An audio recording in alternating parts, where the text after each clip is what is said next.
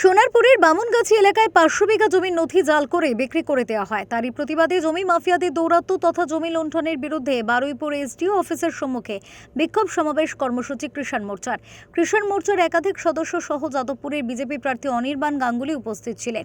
এই বিক্ষোভ সমাবেশে উপস্থিত ছিলেন জমিহারা কৃষকরাও।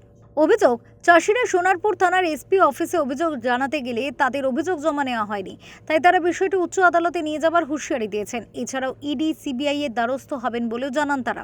কিছু মানুষের জমি তাদের জমি হড়প হয়েছে, অবৈধভাবে জমিগুলো বিক্রি করা হয়েছে।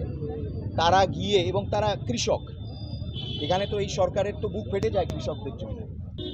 এই জমি তাদেরকে জাল করে জালি সব একটা চক্র তারা করে 527 বিঘা জমি হড়প হয়ে গেছে। 121টা সেলস ডিড এবং 98টা ভুয়ো পাওয়ার অফ অ্যাটর্নি করে। So this is a very major scam. যখন পুলিশ এবং প্রশাসন যখন এই ধরনের কমপ্লেন নেয় না, তখন পরিষ্কারভাবে বোঝা যায় that they are acting under political orders. এটা পরিষ্কার। দক্ষিণ 24 পরগনা থেকে গোপাল শীলের রিপোর্ট, ওঙ্কার বাংলা।